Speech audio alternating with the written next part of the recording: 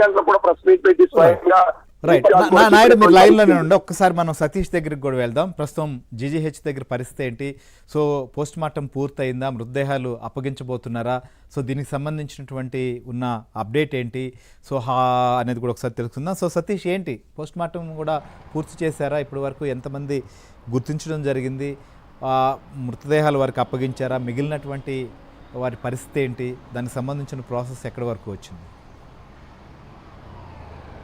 శ్రీఆర్ గారు, మీరు చెప్తున్నట్లుగా దేశ చరిత్రలో కూడా ఎప్పుడూ లేనట్టుగా ఇటువంటి ప్రమాదం జరిగింది. అదేవిధంగా మునుపెన్నడో జరిగిన విధంగా అర్ధరాత్రి కేంద్ర రాష్ట్ర ప్రభుత్వాలు కూడా తక్షణమే స్పందించి నష్టపరిహారంతో పాటు బాధితులకు ఎటువంటి న్యాయం చేస్తామని చెప్పడం కూడా ఇదే తొలిసారని చెప్పుకోవచ్చు. అత్యంత త్వరగా దీనిపైన స్పందించిన ప్రభుత్వం కూడా ఇదే అని స్పష్టంగా చెప్పవచ్చు. అయితే ఉదయం 10 గంటకల్లే కేజీహెచ్ మార్చిడి ప్రాంతానికి మంత్రి నారా లోకేష్ చేరుకున్నారు. అప్పటికే బాధిత బంధువులందరూ కూడా ఒక చోటుకి చేరుకొని ఆయనతో మాట్లాడడానికి సిద్ధంగా ఉన్నారు. ఎందుకంటే వాళ్ళకి స్పష్టత లేదు.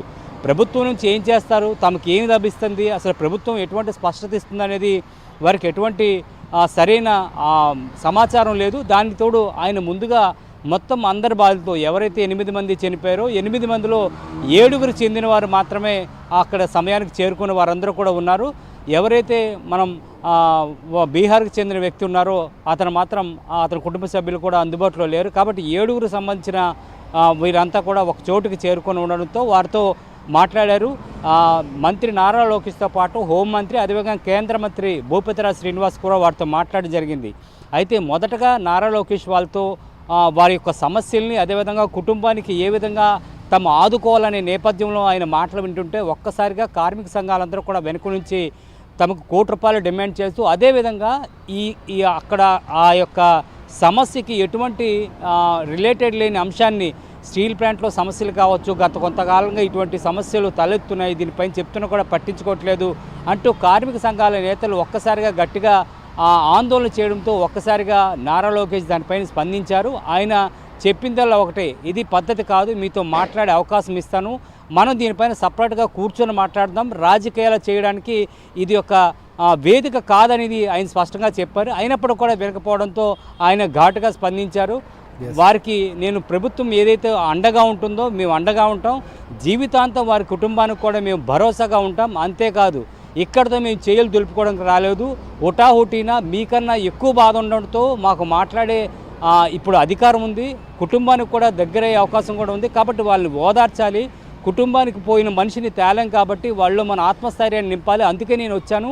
అంత దూరం నుంచి ఇంతమంది, ఒక పక్క హోంమంత్రి, మొత్తం రాష్ట్ర యంత్రాంగం, రాష్ట్ర మంత్రులు, ఎంపీ, అదేవిధంగా కేంద్ర మంత్రి కూడా ఇక్కడ చేరుకొని మీతో మాట్లాడే క్రమంలో ₹1 కావాలంటూ, అదేవిధంగా వేరే సమస్యలు తీసుకురావడం అనేది ఇది కేవలం రాజకీయం చేయడమే, ఇది సరైన పద్ధతి కాదంటూ కూడా ఆయన ఘాటుగా స్పందించడం జరిగింది. అంతేకాదు ఈ యొక్క 3-man కమిటీ అయిన తర్వాత విచారణ జరిగిన అనంతరం బాధితులు ఇంటికి వెళ్ళి స్వయంగా మాట్లాడిన తర్వాత వారికి న్యాయం చేస్తానంటూ కూడా వారి కుటుంబ సభ్యుల్లో కూడా ఒక విధమైన భరోసాని నింపారు నారా లోకేష్. ఈ విషయాన్ని కూడా మొత్తం బాధితులు అందరూ కూడా వింటూ సైలెంట్గా ఉన్నారో తప్ప ఏదైతే ₹1 డిమాండ్ చేయడం, అదేవిధంగా స్టీల్ ప్లాంట్ సమస్యలు చెప్తున్నారో వారితో ఎక్కడా కూడా ఏకీభించలేదు. చివరిసారిగా మనం వారితో కూడా మాట్లాడే ప్రయత్నం చేశాం, వారు కూడా అదే చెప్పారు. నారా లోకేష్ హామీని ఇచ్చారు. బాధిత కుటుంబాలు ఎక్కడా కూడా వాళ్ళ ట్రాప్లో పడలా, కానీ ఈ లోపల రెచ్చగొట్టేటువంటి ప్రయత్నం, అక్కడ హడావుడి చేసేటువంటి ప్రయత్నం జరిగింది. సో దానికి ఆయన ఇవ్వాల్సిన రియాక్షన్ కూడా ఇచ్చాడు. ఎస్ అంటే ఎందుకంటే నిన్న మన కొలీగ్ నాయుడు చెప్పినట్లుగా రాత్రి నుంచి కూడా కొంతమంది ఎస్సీపీకి సంబంధించిన వాళ్ళు కూడా అక్కడ మాట్లాడి వెళ్ళిపోయారంట. సో ఈ రకంగా ఏదో ఒక రకంగా అలజడి సృష్టించి దీంట్లో కూడా రాజకీయం చేయాలనేటువంటి ప్రయత్నం, దీన్ని కూడా పక్కదారి పట్టించేటువంటి ప్రయత్నం అక్కడ కొంత జరిగింది. దానికి కాటుగానే రియాక్ట్ అయ్యాడు. సో ప్రస్తుతం హాస్పిటల్ దగ్గర పరిస్థితి ఏంటి? డెడ్ బాడీస్ సంబంధించి కూడా అన్నీ గుర్తించారా? ఇక క్షతగాత్రుల పరిస్థితి ఎలా ఉంది, ఏంటి అసలు అప్డేట్? మన ఉదయం కేజీహెచ్ మార్చి వెళ్ళేసరికి 8 బాడీలు చేరుకున్నాయి. 8 మందిలో కేవలం 2 మాత్రమే, ఎవరైతే నాగ్ కృష్ణ, అదేవిధంగా జీవి కుమార్, వీళ్ళని మాత్రమే గుర్తుపట్టగలిగారు. మిగతా వారందరినీ కూడా DNA టెస్టులు చేసిన తర్వాత వారు నమూనాలు సేకరించి, ఒకటి బోన్ టెస్ట్ లేదా రక్త నమూనా లేదా మజిల్, ఈ 3టిని సేకరించిన తర్వాత వీటిని మంగళగిరిలో FSL రిపోర్ట్ తీసుకున్న తర్వాత మనం గుర్తించే అంశాన్ని వాళ్ళు ముందుగా అనుకున్నారు. కాకపోతే కుటుంబ సభ్యుల్లో ఒకరు కాదు, సుమారు ఒక 10 మంది వచ్చి ఆ వ్యక్తి యొక్క ఆనవాళ్ళు, అదేవిధంగా చేతికి పెట్టుకున్న ఉంగరాలను బట్టి గుర్తించిన తర్వాత ఒక్కొక్కరిగా వారు గుర్తించడం జరిగింది.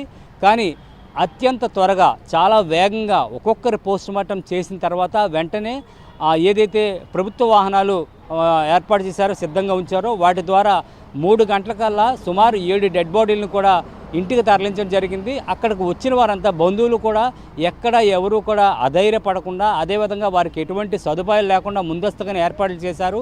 వారికి ఉండడానికి, తాగడానికి, తినడానికి అన్ని ఏర్పాట్లు కూడా చేశారు. కాబట్టి అక్కడ ఎక్కడా కూడా ఆ బాధిత బంధువుల నుంచి కూడా ఎక్కడైనా ఆరోపణలు కానీ, లేదా ఆందోళనలు కానీ, లేదా ఆగ్రహావేశాలు కానీ ఎక్కడా కూడా కనిపించలేదు. 8 డెడ్ బాడీలు అంటే మనం సాధారణంగా చూసుకున్నట్లయితే చాలా లేట్, అంటే ఆలస్యం జరిగే అవకాశం ఉంటుంది. కానీ ఎక్కడ కూడా అటువంటి ఆస్కారం, అటువంటి తావు లేకుండా త్వరితగతిన ప్రతి ఒక్క యంత్రాంగం కూడా, ఒక పక్క ఆర్డీఓ, ఒక పక్క సూపరింటెండెంట్, జిల్లా జాయింట్ కలెక్టర్ కూడా విద్యాధరి అక్కడే కూర్చొని మొత్తం మొదటి డెడ్ బాడీ నుంచి చివరి డెడ్ బాడీ వరకు కూడా ఆమె పర్యవేక్షణలోనే కూడా ఎక్కడ లేట్ చేయకుండా మొత్తం అంతా కూడా పూర్తి స్థాయిలో చేసిన తర్వాతే అక్కడికి వెళ్ళడం జరిగింది. చివరిగా ఎవరైతే బీహార్కి చెందిన వ్యక్తి ఆయన ఉన్నారో, ఆయన డెడ్ బాడీకి వచ్చిన బంధువులు గుర్తుపెట్టారు. ఆ కుటుంబ సభ్యులు వచ్చిన తర్వాత ఆ డెడ్ బాడీకి పోస్టుమార్టం చేసి అప్పగిస్తామని చెప్పారు. అంటే సుమారు వారికి 6 గంటలు 7 గంటలకి ఇచ్చే అవకాశం అయితే కనిపిస్తుంది. కాబట్టి మనం ఓవరాల్గా చూసుకున్నట్లయితే పోస్టుమార్టం కావచ్చు, లేకపోతే బాధిత బంధువులకి ఏర్పాట్లు కావచ్చు, వాళ్ళకి ఎక్కడా కూడా అసౌకర్యం కలగకుండా వాళ్ళకి అక్కడ ఏర్పాట్లు చేయడంలో మాత్రం రాష్ట్ర యంత్రాంగం కూడా సఫలీకృతమని చెప్పుకోవచ్చు. చివరిగా కలెక్టర్ కూడా వచ్చి అక్కడ పర్యవేక్షణ కూడా ఎక్కడ ఎలా ఉందనేది కూడా ఆయన మాట్లాడి అక్కడ క్లియర్గా ఇన్స్ట్రక్షన్ ఇవ్వడం జరిగింది. అక్కడే కాకుండా హాస్పిటల్లో కూడా ఎవరైతే వైద్యం తీసుకుంటున్నారో, చికిత్స పొందుతున్న వారి పరిస్థితి కూడా ఆయన నేరుగా వెళ్ళి మాట్లాడడం జరిగింది. మొత్తం అవసరమైతే ఇక్కడ కాకపోతే ముంబై అలాంటి వాటి ప్రాంతాలకి ఒకవేళ మెరుగైన వైద్యం కూడా అందించాలంటూ కూడా మేము సిద్ధంగా ఉన్నామని చెప్తున్నారు. ఎప్పటికప్పుడు రాష్ట్ర యంత్రాంగం కూడా టచ్లో ఉంది, మాట్లాడుతున్నారు. వారికి సదుపాయాలు అందించడంలో కూడా మేము సిద్ధంగా ఉన్నామని చెప్తున్నారు. ఇప్పుడు ఉన్నవారిలో 2 పరిస్థితి అయితే అత్యంత విషమంగా ఉన్నట్లు చెప్తున్నారు. మిగతా వారైతే మాత్రం ఎటువంటి ప్రాణాపాయం లేదని కూడా వైద్యులు తమకు చెప్పారన్నట్లు జిల్లా కలెక్టర్ అభిషేక్ కిషోర్ కూడా చెప్పడం జరిగింది. రైట్ సతీష్, ఇక నాయుడు ఏంటి ఫైనల్గా చెప్పు, ఓవరాల్గా నిన్నటి నుంచి మనం చూస్తున్నాం 24 అవర్స్